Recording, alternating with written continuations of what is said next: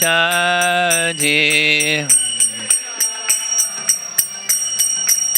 Jaya Radha Madhava Kunja Bihari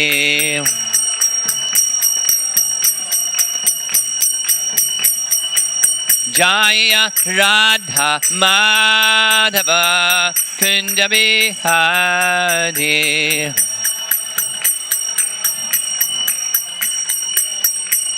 Hare Krishna, Hare Krishna, Krishna Krishna, Hare Hare, Hare Rama, Hare Rama, Rama Rama, Hare Hare.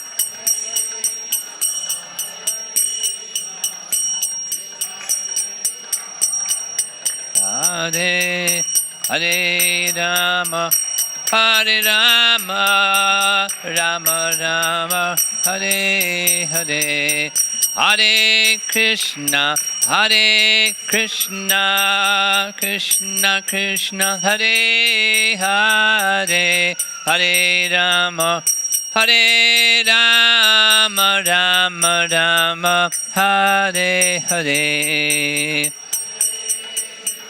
Hare Krishna, Krishna Krishna, Hare Hare, Hare Rama, Hare Rama, Hare Krishna, Hare Krishna, Krishna Krishna, Hare Hare, Hare Rama, Hare Rama, Rama Rama, Hare Hare.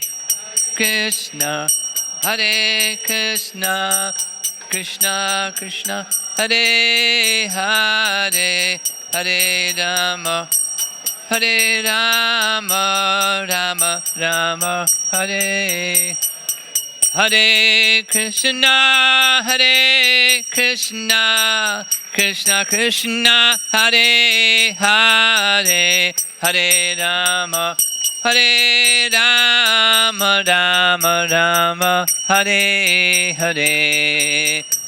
Krishna, Hare Krishna, Krishna Krishna, Hare Hare, Hare Rama, Hare Rama, Rama Rama, Hare Hare. Hare Krishna, Hare Krishna, Krishna Krishna, Hare Hare, Hare Rama, Hare Rama, Rama Rama, Hare Hare. Hare Krishna, Krishna Krishna, Hare Hare, Hare Rama, Hare Rama, Rama Rama, Hare Hare. Krishna, Hare Krishna, Krishna Krishna, Hare Hare, Hare Rama, Hare Rama, Rama Rama, Hare Hare. Krishna Krishna, Hare Hare, Hare Rama, Hare Rama, Rama Rama, Hare Hare. Jaya Prabhupada, Prabhupada, Prabhupada, Jaya Prabhupada.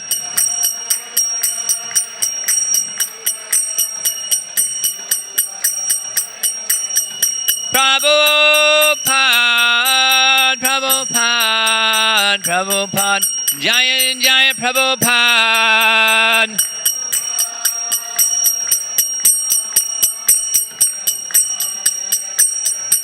Jaya Prabhupada, Prabhupada, Prabhupada, Jaya Prabhupada.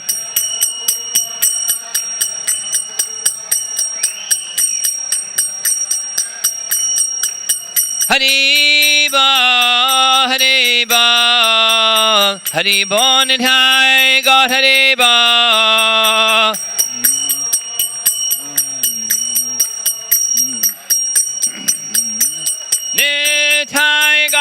Haribo, Haribo, Haribo, Nitai God, Haribo.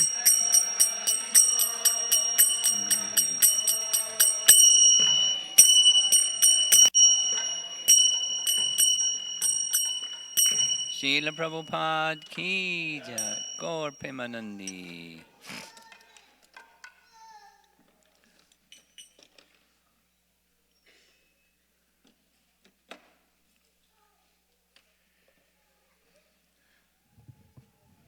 Nice to be back with you all.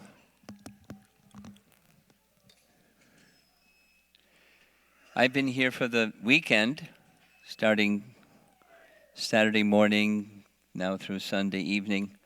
And we've been discussing a very wonderful section of Srimad Bhagavatam, amongst many wonderful sections of Srimad Bhagavatam.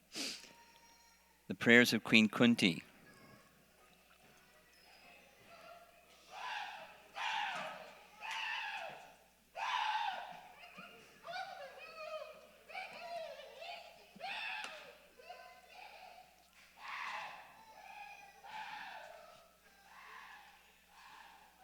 Hope he doesn't go on the altar.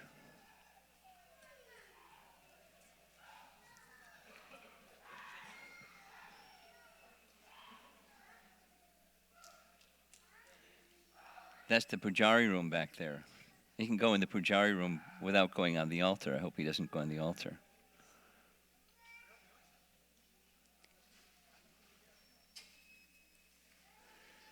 Well, that was a pretty enlivening beginning of the evening class. Novelty. Is there anybody here, most of you, almost all of you are from an Indian background, if not born in India, born of Indian parents somewhere? Does anybody here not know who is Queen Kunti? You don't know? Okay.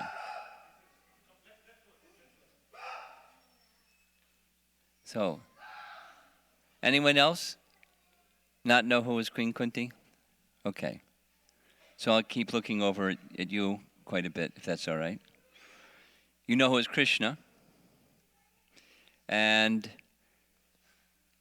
every year we observe Krishna's appearance day, Krishna Janmashtami. You've been part of Krishna Janmashtami before? Krishna's appearance day? No. Okay.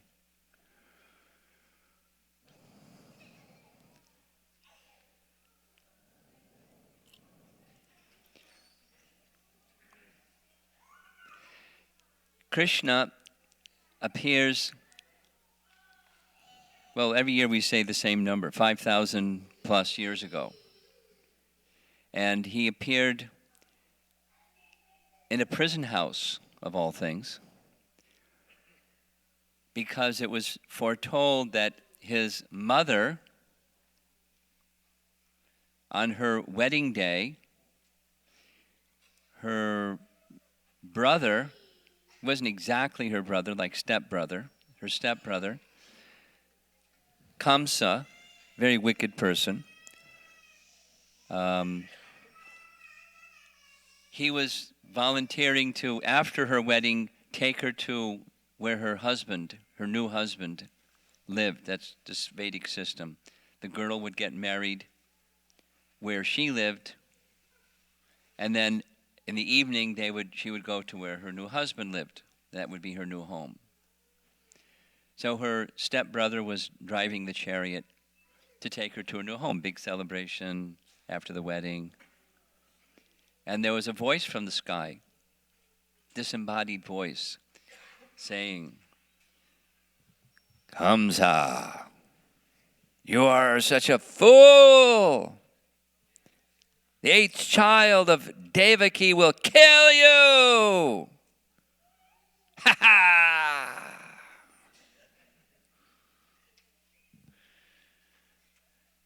So Kamsa wasted no time.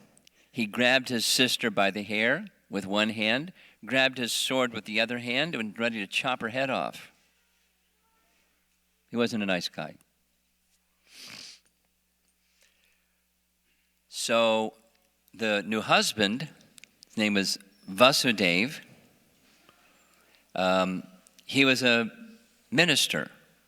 He knew the art of diplomacy, and he tried this and tried that. And finally, what worked to have him not kill his sister on her wedding day was the message said, her 8th son will be the one who will kill you, not her. So don't kill her, because it's not nice to kill your sister on her wedding day, really. But I promise you, I give you my word, for each child that is born, as the child is born, I'll bring the newborn child to you. You can do what you want with the child. Don't kill your sister. So he agreed. And it's a long story, but 6 children, one after the next, were killed by Kamsa, his sister's children. And they were put into prison to make sure that, they didn't do anything with the children other than give them to Kamsa to kill. Long story, but the 8th child of Devaki was Krishna. But Krishna was spared because when he appeared as not as a small child, but as a form of Vishnu. Vishnu, forearms, symbols of Vishnu, club, disc, conch, lotus. They offered prayers to him, he spoke to them, and upon Devaki's request, he assumed a very small child form. He told them, I want you to know I'm not your son. I'm the personality of Godhead. I've appeared as your son, but I'm the personality of Godhead, because long ago, 3 lifetimes ago, as Sutapa and Prishni, you underwent austerities for a long, long, long time with the desire to have me as your son. So I came, and I told you, I'll not just one time, 3 lifetimes, I'll become your son. So here I am. Krishna. So the father or the husband of Devaki was Vasudeva.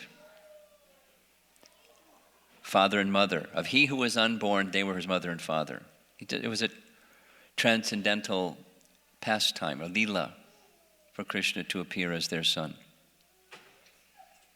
And then he performed wonderful pastimes. So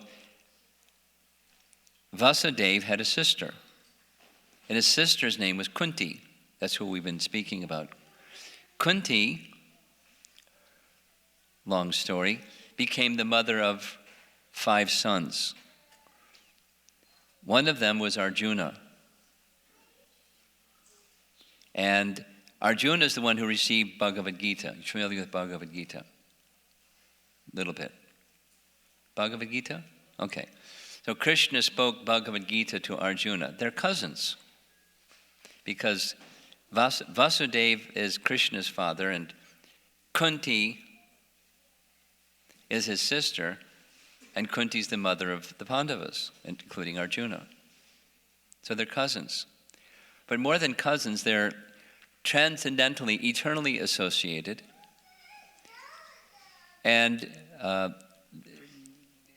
great devotees of Krishna.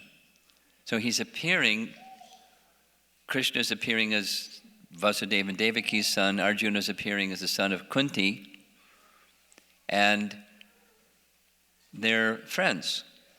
But Arjuna is a great devotee of Krishna. He's his devotee and his friend. Bhaktosi me sakacheti, in language of Bhagavad Gita. Krishna says, I'm explaining this to you because you're my very dear devotee and my very dear friend. Krishna is, you can say, dearmost friend. In a transcendental sense, not just buddies, but in a transcendental sense. A rasa, or relationship of friendship. Sakya rasa in Sanskrit. A relationship of friendship between Krishna and Arjuna. So their mother was Kunti. So many, many things happen that lead up to the Bhagavad Gita scene where there's a battlefield and the battle's about to begin, and Arjuna asks his friend Krishna, who volunteered to be the chariot driver of Arjuna during the battle, because he said he wouldn't fight, but that I'll be your chariot driver, won't take a weapon, but I'll be your chariot driver. So he draws Arjuna's chariot into the middle of the two armies, chapter 1, Bhagavad Gita, and they see who's there, and Arjuna says, no, I can't do this. And he gives his reasons.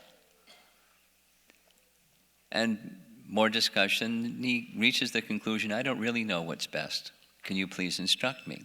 What's my duty in this circumstance? Because a righteous, virtuous, religious person wants to know, according to Scripture, what should I do with the various circumstances that life presents one with. So Krishna explains Bhagavad Gita. And after speaking Bhagavad Gita, Arjuna takes part in the battle. It lasts 18 days. After the battle is over, the Pandavas are victorious. The elder of the 5 brothers becomes the king. The funeral is carried out for all of the deceased parties that died during the battle. And a righteous king, because the elder brother named Yudhisthira is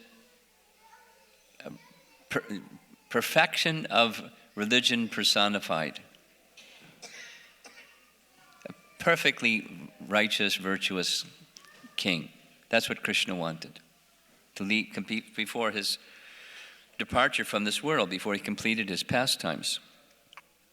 So just as that is completed, Krishna now is going to go back to where the capital of the Yadu dynasty is, which is in Dwarka, some 1,000 kilometers away.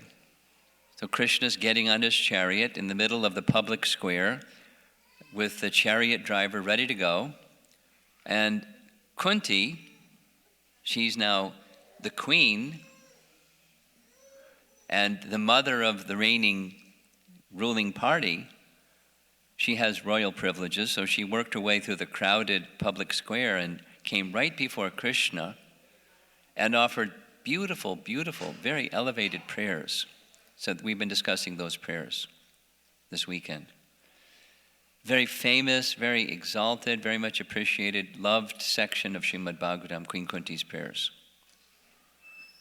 And we've completed all but 4 of them. So what I'm not going to do is retell all the previous ones, or just summarize a few wonderful points and then complete the 4. And then that's the seminar for Queen Kunti's prayers.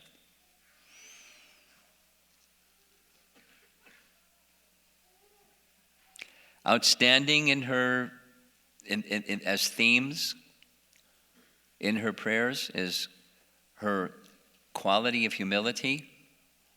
I've been saying this all weekend, but it's no harm saying it again and again. Her humility is completely humbling.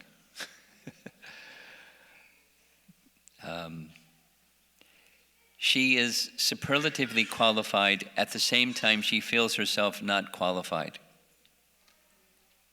There's one commentary on Srimad Bhagavatam written by Sanatana Goswami, one of the followers of Lord Chaitanya, 6 Goswamis, called Brihat Bhagavatamrita. In Brihat Bhagavatamrita, Sanatana Goswami says one of the primary characteristics of humility is, on the one hand, someone is extremely qualified and capable. At the same time, they feel themselves not capable and not qualified. Therefore, in that mood of humility, they're very eager to receive mercy from Krishna, because Krishna can make one who's not qualified qualified. If you feel you're qualified, who needs mercy? You're qualified. But even those that have qualities know that whatever the quality they have that's of value, it came from Krishna. And even it came from Krishna, whatever they have, they don't belittle what Krishna gave them, but looking inside themselves, especially looking at truly exalted personalities, not qualified. But Krishna wants some service, and so I'm dependent upon Krishna for the qualities to carry out that service. So Queen Kunti is like that. Incredibly humble and incredibly devoted. And she makes a comparison between her lack of ability as an intellectual, as great philosophers have become purified by discriminating matter and spirit, years of austerity and purification necessary to come to that conclusion, and they can't understand you. So how can I understand you? I don't have that qualification. But she also has the qualification to know that that's not a qualification for understanding Krishna. Intellectual discrimination, or the ascending process, doesn't get you to Krishna. You can discriminate between matter and spirit, that's fine, and Krishna is in the category of spirit, as are you, that's fine. Now, to understand Krishna in truth is only possible through devotion, which Kunti has. And because of that devotion, Krishna reveals so many truths about her to Devaki, which she's sharing in these prayers, things that we wouldn't be able to understand, but she can understand in her mood of humility because she's a great devotee. So naturally she's very humble. And she shares so many things. Then another theme is the contradictory qualities that are found in Krishna that to a worldly person is totally baffling, or it just like can't be. Like one of them is, he's the source of everything, and so he has no birth, but he has pastimes where he takes birth. The unborn is born. Or he has nothing to do, but when he appears, he does so many things.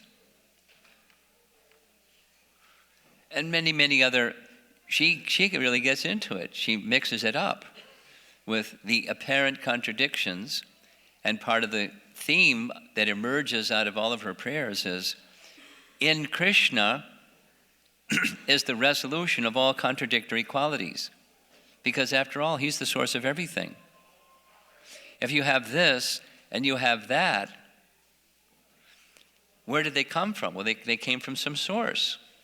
So Krishna is the source of this and that simultaneously, and things that seem to cancel each other out. If it's this, it can't be that. If it's that, it can't be this. Which is it? So she doesn't hesitate to, she doesn't tuck it under the rug and say, well, we don't talk about those things because we're devotees, we don't want to offend Krishna. She doesn't want to offend Krishna. She wants to express the glories of Krishna that are inexplicable.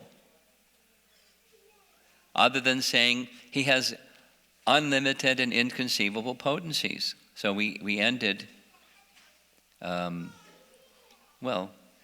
this morning we discussed in these inconceivable potencies that Krishna has, within him are all contradictions. And it's not a contradiction. That within him are all contradictions. He's irreproachable. Avyayam is the Sanskrit word. Inexhaustible, commonly it's translated avyayam. But Krishna can exhibit this and Krishna can exhibit that because he's avyayam. And he's irreproachable. Irreproachable is a nice word. Not so much commonly used in conversation language. But irreproachable means there's no fault in him. That he has conflicting qualities within him, or apparently conflicting, apparently contradictory. Meaning, the mind cannot comprehend because the mind is a binary processor. And it's either a 1 or a 0. It's either this or that. You can't be on and off. It's either on or it's off. It can't be on and off. But Krishna can. Krishna can resolve or be the resting place. So it's a theme without the details. You can read and explore for yourself. And then, because he's the repose of everything, Kunti says, there's so many people that have so many things to say about you.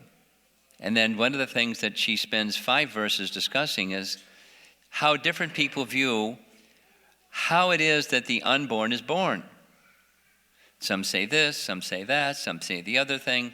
She doesn't discount any one of them, but the one that our Acharya Vishwanath Chakravarti Thakur says is Krishna comes specifically to establish Dharma, and by establishing Dharma, or the principles of elevation of consciousness to the Supreme, Krishna is showing his quality of affection. As he shows his affection for his devotees, which is another apparent contradiction, he seems to be partial to his devotees. And he admonishes others who aren't his devotees, which looks like partiality, but he's impartial. He says it in Bhagavad Gita. Name dvesho stina priyaha. He feels neither dvesha nor priya. But he's looks like partial to his devotees and admonishes the non-devotees. Just looks that way. And without the detail, there's a nice explanation. Then Kunti gets into rasa and appreciates the residents of Vrindavan. They have such a unique relationship with Krishna. Like she first compares herself to Devaki. Devaki was the mother of Krishna, and Kunti was the mother of the Pandavas. So Krishna protected Devaki from wicked Kamsa, and Devaki and Krishna protected Kunti. But Kunti received more mercy even than Devaki, because 6 of Devaki's children were killed, and Krishna protected Kunti's children. Well, except for Karna. That was another interesting episode in Mahabharata. But in any case, because Kunti didn't have a protector, Krishna took the role as her protector, because he's the protector of his devotees. And he does so through his devotees or himself, one or the other. But Krishna is the protector of those who are surrendered unto him. So Kunti marvels at the love that Yasoda has. Because she has such love for Krishna, she's ready to chastise Krishna with a small stick. And Krishna, seeing the small stick in Mother Yasoda's hands, he starts to cry. And he's not only crying, but he's feeling fear, not pretending. He's feeling fear. And that's mind-blowing to Kunti.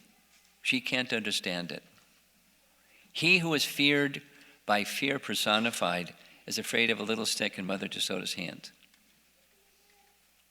He who has killed so many demons and with one punch, just with his fist, he kills Kamsa. And Kamsa was, Mighty Joe Young. He was really a powerful fellow.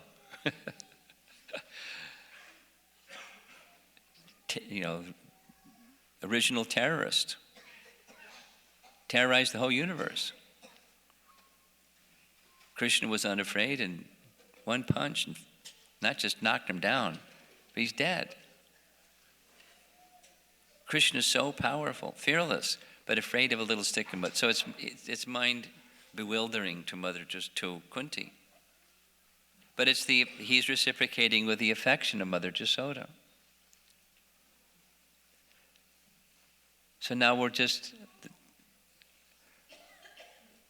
one of the verses. There's 2 particular verses in all of her prayers that at least I feel are especially outstandingly bewildering. One of them is, and famous, one of them is where she prays to Krishna for calamities. Everyone knows, at least those that know about Queen Kunti know, she does something that even Lord Chaitanya doesn't do. Lord Chaitanya says, whatever you wish. And Queen Kunti says, I want calamities. Why does she want calamities? She's not a masochist. She understands when there's difficulty, Krishna comes to protect his devotee, and then the devotee can see Krishna, and by seeing Krishna, material existence is finished just by seeing Krishna. So bring the calamities again and again, because the verse prior to that is she's reciting examples of calamities that Krishna came, or at least Krishna was personally intervening and giving protection. And they felt completely protected, although horrific conditions, terrible conditions. She knew very well the wickedness of Duryodhana and others. Without all the details, she told Vidura and she told Krishna, she told Akrura when he came. She knew very well the wickedness and the potential of these very bad people, but she knew she was also fully protected. So what did she want? Not relief from the difficulties. She wanted Krishna. If difficulties bring Krishna, bring on the difficulties, because it'll bring Krishna. Very puzzling. It's a very deep.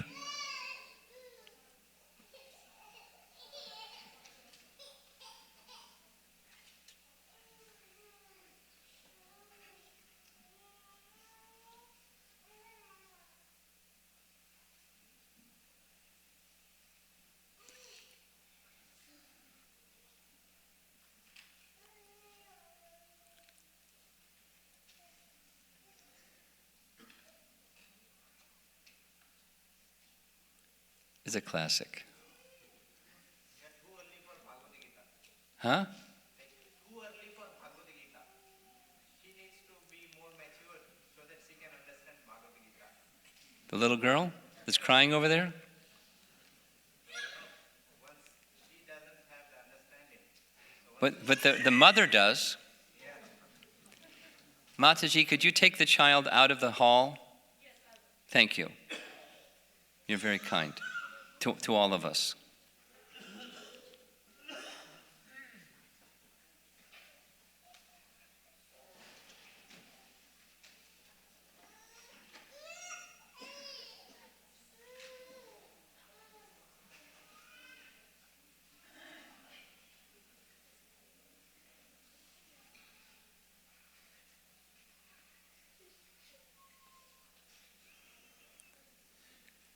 Where was I?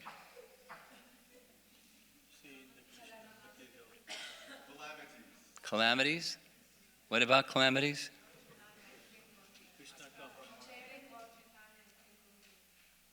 Lord Chaitanya? Compassionate? I couldn't hear. Could you? Kunti was being protected by Krishna because she didn't have a protector, so Krishna was her direct protector. That was the topic?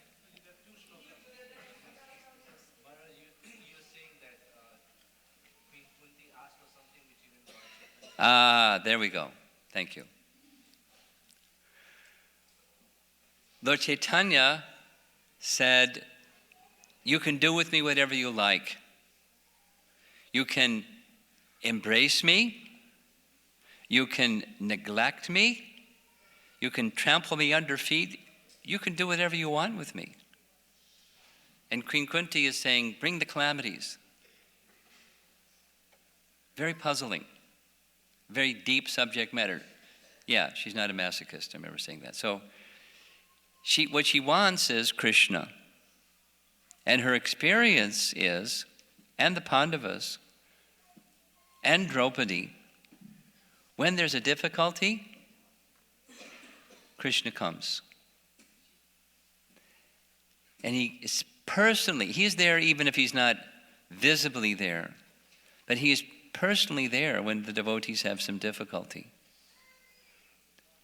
So she doesn't mind the difficulty because she's protected.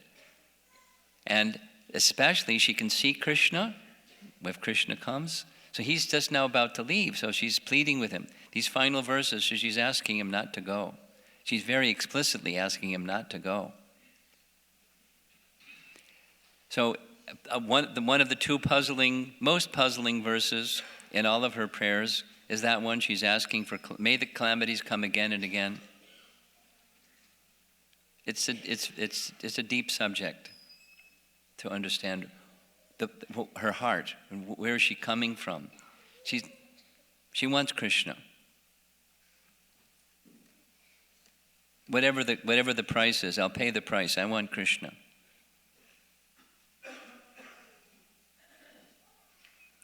Then the other is in this final section where she's offering another prayer that's puzzling.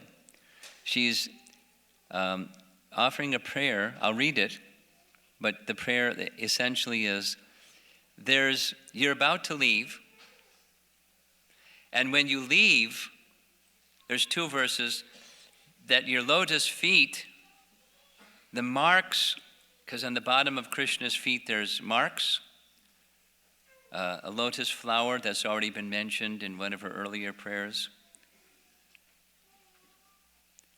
and a thunderbolt, and a rod for controlling elephants, and an umbrella, and there's different markings on the soles of Krishna's feet. And by the impressions of Krishna's feet in Hastinapur, everything is made auspicious.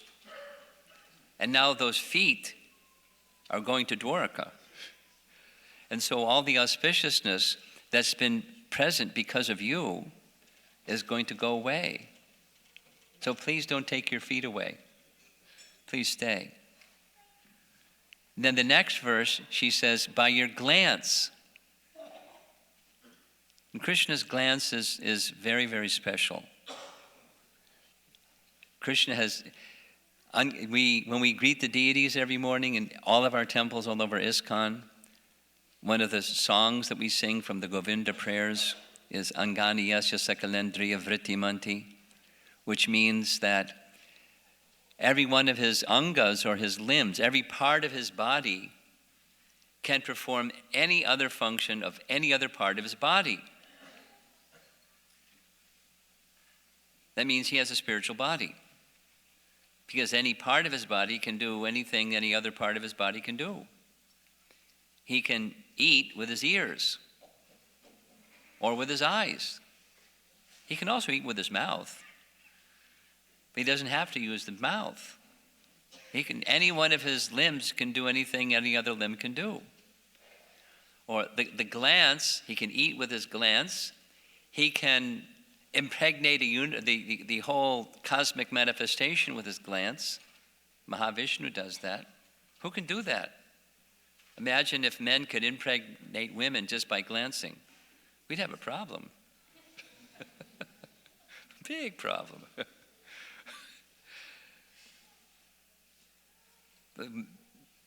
Material bodies can't do that, but Krishna's glance can do that. Or at least one version of the Ramayana says when Ram shot arrows into the ocean boiled, so he could get Samudra to come and before him. But another version of the Ramayana says he just glanced at the ocean, and the ocean began to boil. Pretty powerful glance. Or when Krishna was entering Dwaraka, this is in the first canto, the ladies were up on the rooftops because they were shy, but they were feeling affection for Krishna, and he knew that. So to reciprocate with their affection, he glanced, and his glance entered into their eyes, into their hearts, and they felt as satisfied as if they had embraced Krishna with their arms. That's how powerful Krishna's glance is. Or, that prayer, that little phrase in poetic expression, Krishna would look upon the gopis with a sidelong glance. Not an ordinary glance. Krishna's glance is very powerful. So Kunti says in her prayer that just by your glancing upon the mountains and the rivers and the agricultural land.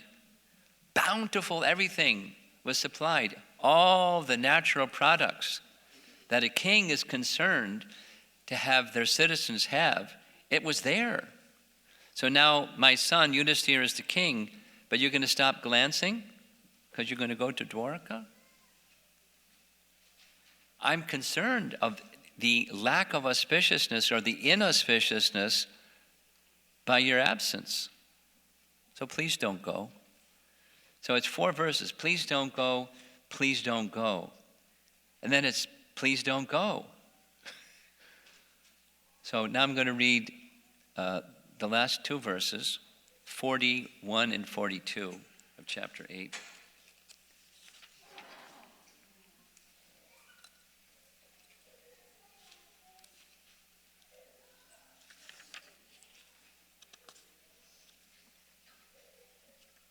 No, 42, 43, excuse me.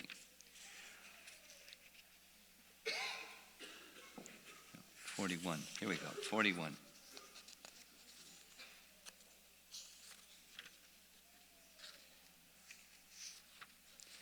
O Lord of the universe, soul of the universe, O personality of the form of the universe, please therefore sever my tie of affection for my kinsmen, the Pandavas and the Vrishnis. She's a pure devotee and a soft-hearted, loving mother. She's saying, I have affection for my sons, and I have affection for my father and my father's family. Because her father, Shurasena was her father, and the whole Yadu dynasty was now residing in Dwarka. So while Krishna was taking care of the problem, the calamity in Hastinapur of Duryodhana and his wickedness and the battle and everything, Krishna had come. But all the Yadu dynasty members were feeling separation from Krishna. So Krishna's with the Pandavas, they're very happy. But when Krishna leaves Hastinapur, the Yadus are going to be very happy. My father's family is going to be very happy, but my sons will be very unhappy. So I'm feeling this affection for both parties, naturally so. As a woman, soft-hearted, pure devotee woman, her relatives are also great devotees. So she's feeling torn between these two affections. So she's asking to sever the tie of affection, and specifically in the purport, it's the material portion of that affection, which means the spiritual portion is remaining. So what's that? What's the spiritual portion of affection? And that's Prabhupada very, very beautifully, I like this very much. The spiritual portion of affection is presented. Here we go. Text 42. And the final text is 43, and we're done for the prayers of Queen Kunti. O Lord of Madhu, as the Ganges forever flows to the sea, Gange Vagham Udvanti, as the Ganga flows forever down to the sea, without hindrance, let my attraction be constantly drawn unto you without being diverted to anyone else. She wants Shuddha Bhakti, or unmixed devotion. And she's finding that the material portion of her affection for her relatives is obstructing that devotion. She's torn between this and that. Stay, don't go. But if you go, then we'll feel separation. If you stay, they'll feel separation. Caught by her family affection, or the material portion of her family affection. I'm going to read the purport. It's not so long. Perfection in devotional service is attained when all attention is diverted towards the transcendental loving service of the Lord. To cut off the tie of all other affections does not mean complete negation of the finer elements, like affection for someone else. This is not possible. A living being, whoever he may be, must have this feeling of affection for others, because this is a symptom of life. The symptoms, listen carefully, the symptoms of life, such as desire, anger, hankerings, feelings of attraction, etc., cannot be annihilated. Only the objective has to be changed. Desire cannot be negated, but in devotional service the desire is changed only for the service of the Lord in place of desire for sense gratification. The so-called affection for family, society, country, etc., consists of different phases of sense gratification. When this desire is changed for the satisfaction of the Lord, it is called devotional service. Now, her sons are pure devotees, and the other family members in Dwarka, they're very exalted devotees also. So what's the material portion of her affection? It's on the platform of the body, not soul to soul. So here in the purport, Prabhupada explains how to have a soul-to-soul affection. Would you like to know how to do that? Here's Prabhupada's explanation. Relations of the soul established in relation with the Supreme Soul are factual relations.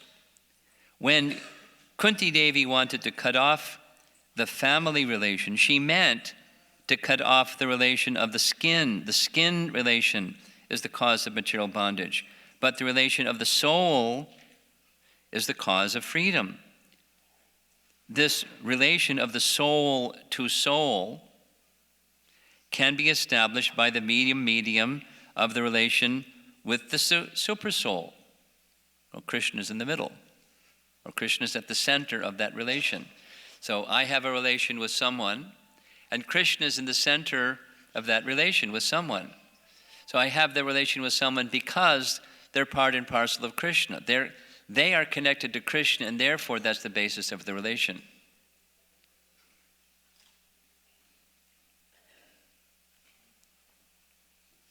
He ends, seeing in the darkness is not seeing, but seeing by the light of the sun means to see the sun and everything else which was unseen in darkness. That is the way of devotional service. Pretty interesting way of concluding that message. It's not advocating callousness or have no affection, become numb or hard-hearted or something like that. It's not the advocacy. The advocacy is soul-to-soul relation, and that's what she's hankering for.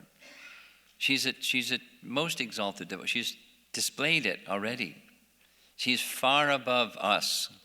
She's on the topmost platform of devotion. Even she is feeling this undue affection on the platform of the body. She wants soul-to-soul affection. So she's asking Krishna, whose Maya potency is under his control, please remove that Maya potency. And it's possible through devotion. That is to say, when Krishna sees the sincerity of his devotee, he can then withdraw the influence of Maya. You with me? Devahuti says the same thing to Kapila Dev, and it's like a really long discussion.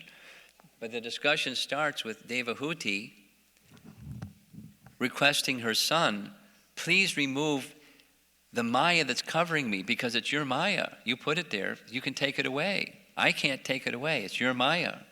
Please take it away.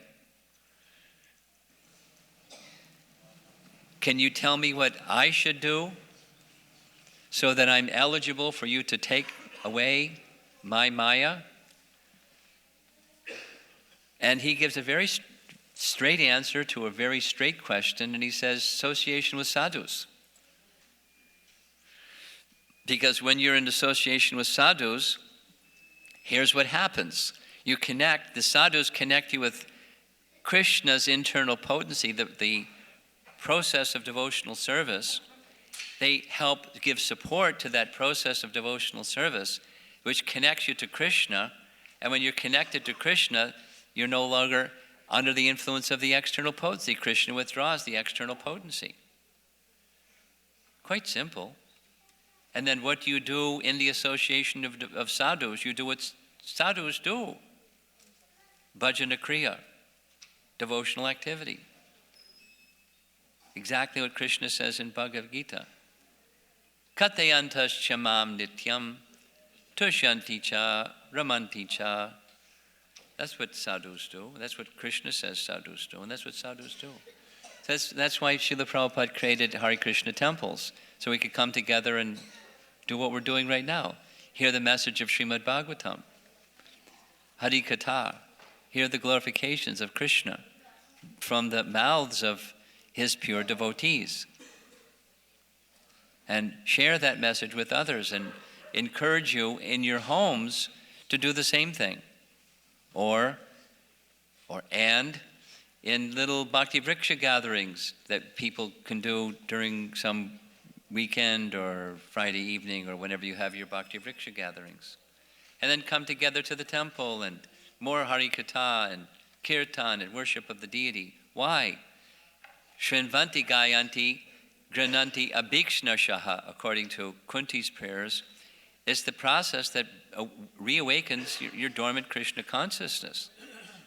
And when your dormant Krishna consciousness is awakened, no more birth and death.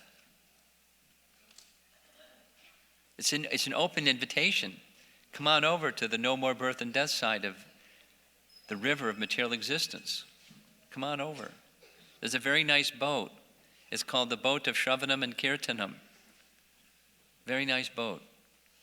With a good captain, our founder Acharya. Just stay under the direction of the good captain on the safe boat across the ocean of material existence. Very joyful. And it's certain. And according to Queen Kunti's prayers, it's very quick, especially compared to other processes of purification, many lifetimes, and one may still not reach the other shore of material existence. But very quickly one can get to the other shore by this process of devotional service that begins with hearing. Okay, so I have now completed. Oh, there's one more verse. Verse 43, and then Kunti ends, I think. Okay. Verse 43. O Krishna, O friend of Arjuna, O chief amongst the descendants of Vrishni, you are the destroyer of those political parties which are disturbing elements on this earth. Your prowess never deteriorates. You are the proprietor of the transcendental abode, and you descend to relieve the distresses of the cows, the brahmanas, and the devotees. You possess all mystic powers, and you are the preceptor of the entire universe. You are the Almighty God. And I offer you my respectful obeisances. Grantaraj Srimad Bhagavatam ki jai.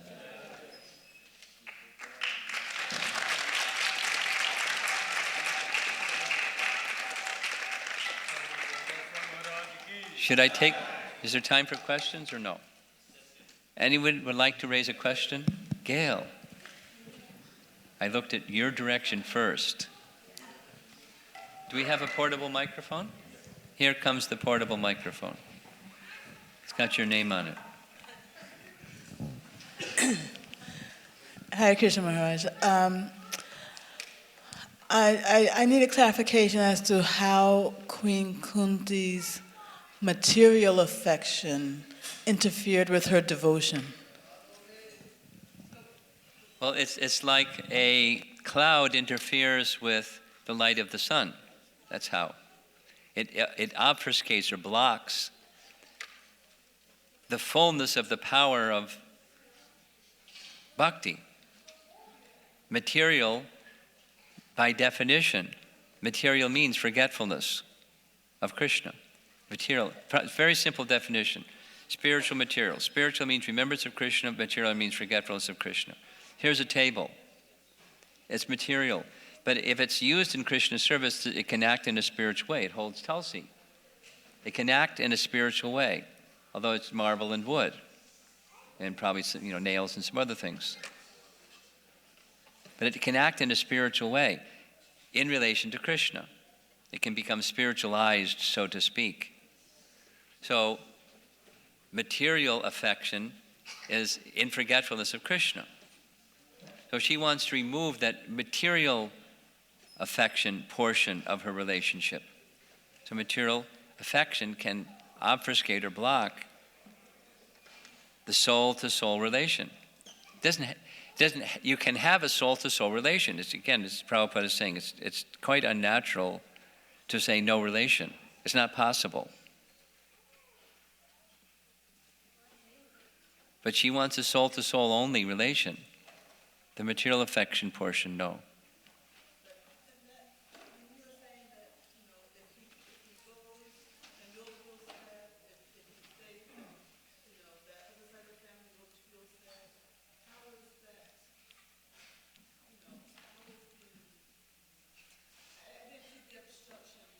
You got a microphone in your hand. You use it. You don't have to say it again. I got it. So if she, instead of doing what she's doing, what should she do is the question. How is she supposed to handle, she does have affection for both groups of family members. Where's she supposed to park that one?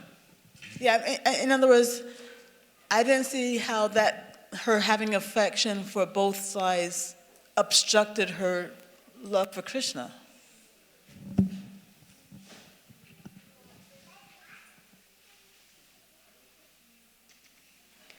Well, didn't have to.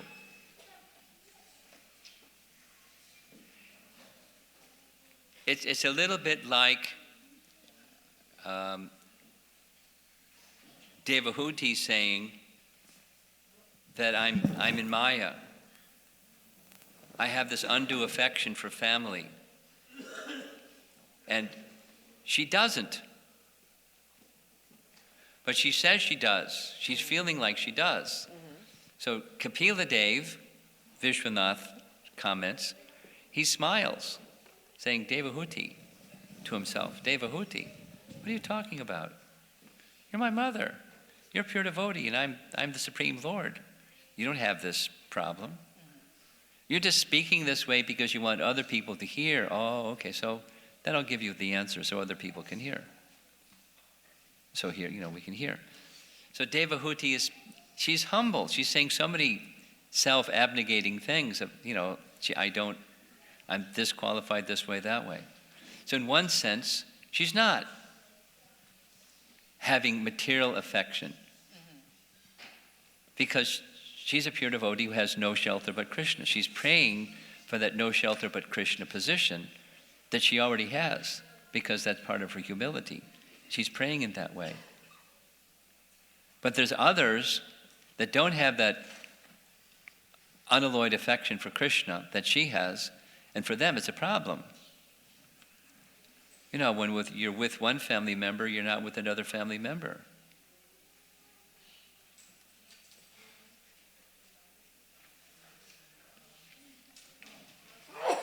And then that can obstruct your devotion to Krishna. Just like, I'm here in New Jersey and I'm not in Brooklyn.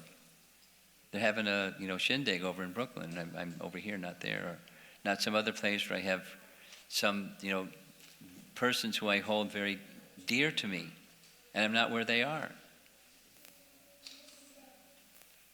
That doesn't obstruct my devotion to Krishna. But it can. It can just be on the material side. If I'm missing the association of that person in a self-centered way, not in a Krishna-centered way.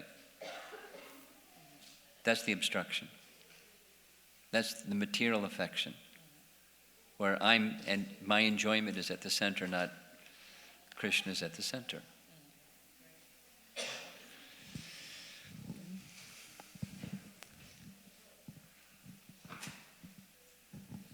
Hare Krishna Maharaj. For Queen Kunti, her 5 sons, Pandavas, are saved in the battlefield. But her 5 sons are what? the 5 sons, Pandavas, Yeah. they are saved, they are protected by Krishna on the battlefield. On the battlefield, yeah. On the battlefield. But her 6 grandsons actually, which is like 5 sons of Draupadi and 1 son of Subhadra. Krishna did not protect them. They are actually got killed. That they sure did.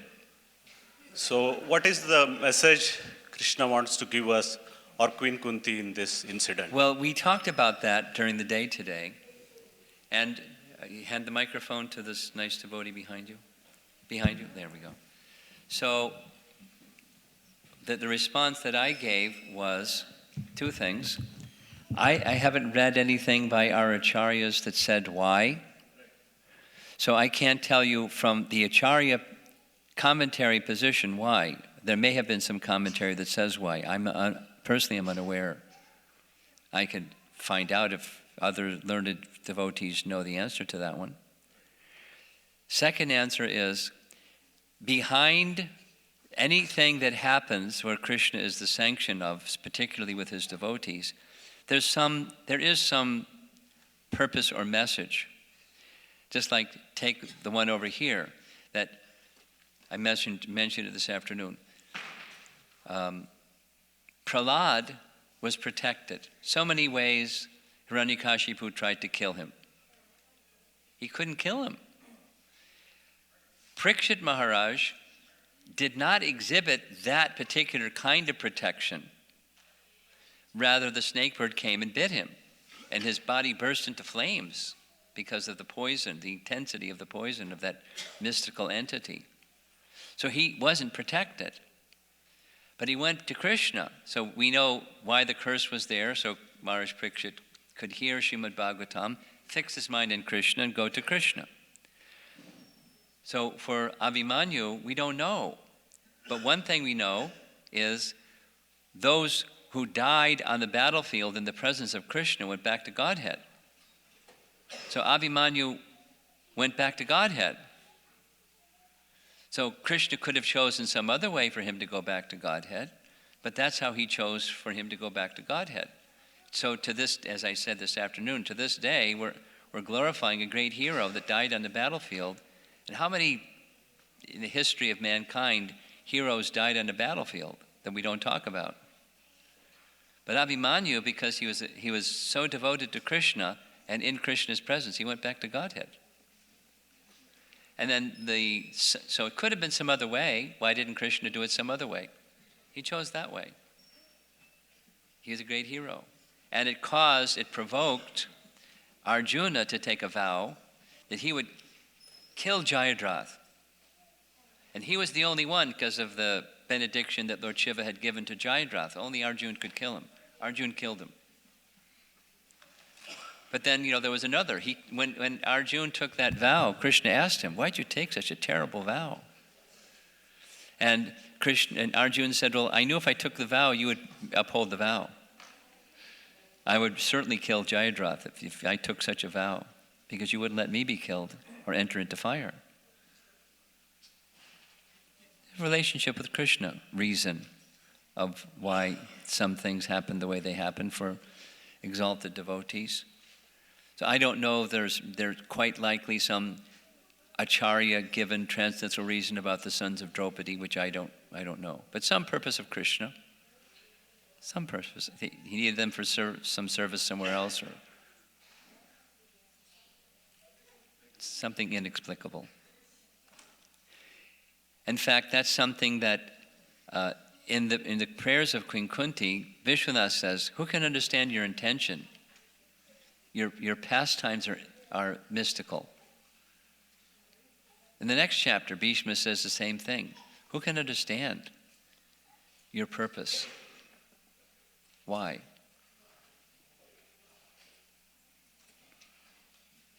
But some purpose, unknown to us unless our acharyas disclose it. Anything else? Okay. Srila Prabhupada ki jai.